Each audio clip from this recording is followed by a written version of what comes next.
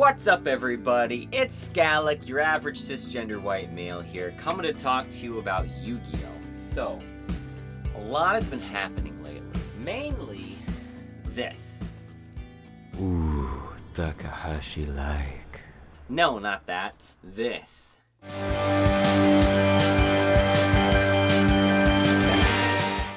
This is a part of my 8,000 subscriber special that I was preparing for.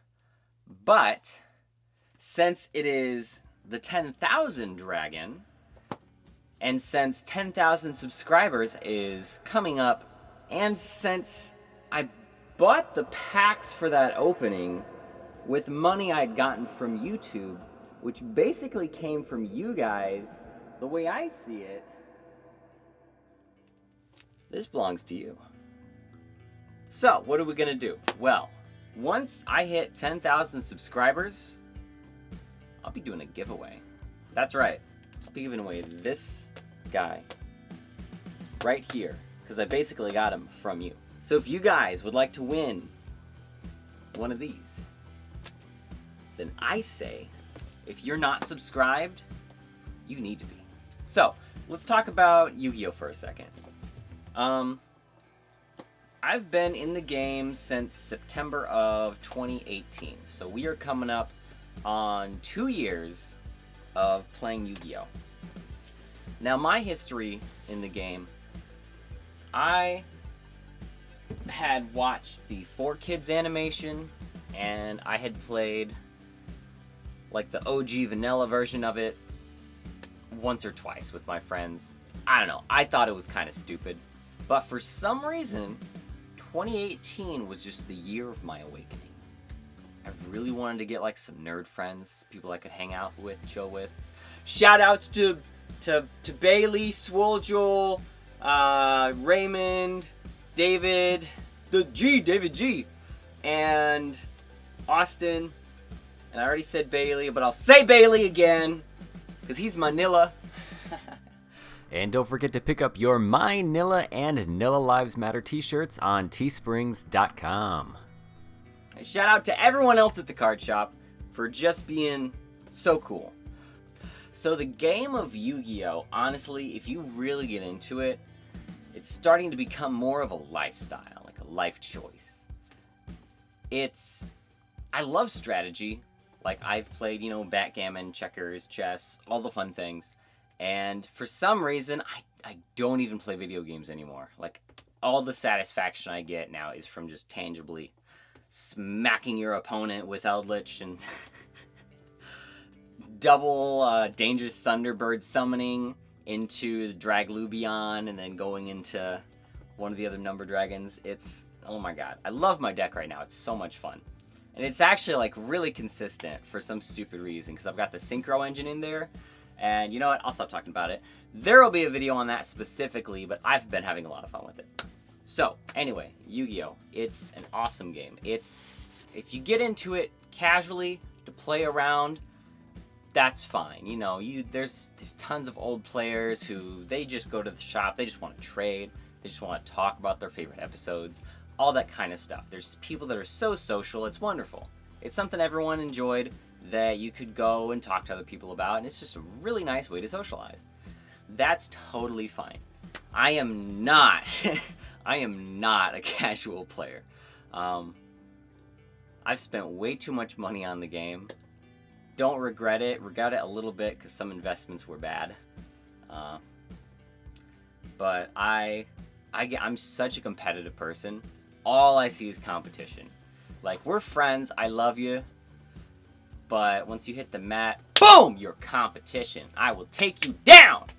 Now, it did take me a while to get the hang of the game, and I don't think I ever really understood the game until like maybe 9-10 months after the fact, when the first time I went undefeated. And I was playing back when Thunder Dragon Colossus was legal. I was playing one of him. It was a small Thunder Dragon engine. I think it was like 7 cards. I played the Orchist, so I smushed it into Orchist. I was actually using Yugioh to dig in my deck search for Spell Canceller and summon him while I had Hope Harbinger on the field. And that was like my whole combo. And for some reason, everything, when I was building that deck for like the past 2 weeks, everything had just started clicking. And I understood the synergies, and I understood the way that certain cards inhibit my other cards, and having too many of this card in the deck is bad because you don't want to draw it, but you do want to draw it, but only in certain situations. And it's like all of the knowledge that I had been slowly absorbing from the past couple months had just imploded in my head. And it's like a light switch. It was awesome. And I went there and we did 4 rounds. There was me undefeated, and then there was another really good, really respectable player who was undefeated like always. So we had a 5th round just between me and him because it was a box tournament. Ooh. And he was playing Sky Strikers, so my Spell Cancellers destroyed him. Absolutely destroyed him. And it was so much fun. Oh my god. That was the absolute best night of gaming in my life. Now, if you're newer, or if you're not that serious and you're like, oh, whoa, Scalic, simmer down there, bro, simmer down. Relax, bro, relax. And I really had to check myself, because I was, after that, just getting way too competitive and just not even talking to anyone unless it was like trades or play testing. You got trades, bro, you got some trades. So I really had to take a step back and just like be like, okay, I need to chill out just a little bit. Took a little bit of a break for a couple weeks. Came back into it. Now I think I've got the right frame of mind. Still competitive, but not toxic. So really, I love Yu-Gi-Oh! I think it's a great way to, one, build your reading skills, because you have to read your cards. There's a lot of effects to read and comprehend. So honestly, it's a great mind-building exercise, honestly. I think, Yu-Gi-Oh! Players are some of the smartest people in the world sometimes. And then you have to know what your opponent's cards do, and like when the game mechanics interact. There's this whole invisible back end of like all of the terms and conditions and the sequences and the timings and when things can happen and when things have to happen, and then when things are supposed to happen and what happens to them if they don't. It's so much to kind of consider and just like have in the back of your mind, keeping track of people and keeping track of yourself. So it's very complicated, but it's so much fun when you figure it out. It's just like chess. So along with the kind of mind-building, puzzle-solving mechanics of the game, the money value of it can be a really good incentive to get into the game and collect, but also a really good learning experience, because you learn what cards are expensive, why they're expensive, why people think they're expensive, and why either collectors, newbies, or pro gamers price them at. Because each of those people has a different reason. So once you understand like why and how cards get valuable, you start kind of like building up this little strategy to buy certain things, sell them at a certain time. It's just like stocks. Like it teaches you some really good like kind of long-term goal mechanics. And honestly, I think it's one of the bigger aspects of the game that only like really like pro top tier players think about. Because I mean, if you're casual, you're just like, oh yes, Blue Eyes, oh yes, Dark Magician, oh yes, Zexu. Like, it's cool because it's nostalgia, and if you see people playing with that card, it just reinforces it in your mind.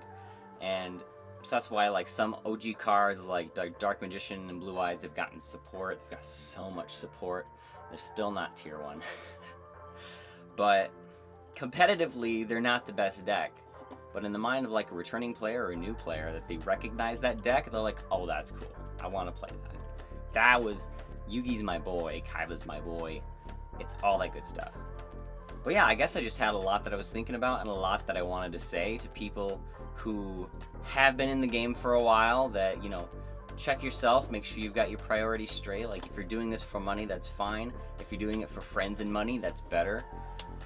And for newer players who are like, I don't know what this game is, I don't know what kind of community I'll be getting into, and I don't know what's going to be required of me or what I need to do to have fun. Like, it's... Honestly, I would recommend trying it out to anyone.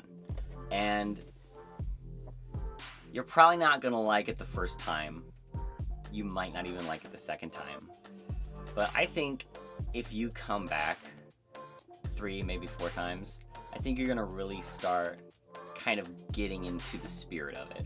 Like, it's just so much fun. There's so many different layers to the game and to the experience. It's hard to pinpoint which one is most impactful because they all just work together so well to bring anyone who comes into the community just an awesome experience, an exciting experience. There's toxic people anywhere. There's going to be some excitement. There's going to be some bad experience. There's probably going to be some rage quitting. So yeah, honestly, if you haven't tried it before, try it now. And if you haven't subscribed, then do subscribe right now because I will still be running that Gleam contest for the 10,000 Dragon. Oh my, oh my. What will I fill this spot with? Well, I guess I'll wait 4 months to find out. That's probably about how long it's going to take. I'm definitely not that one guy that opens like the tournament pack ones. I can't even remember what his name is, but yeah, he's yeah. All right, bye. I'll see you later. Subscribe, like the video.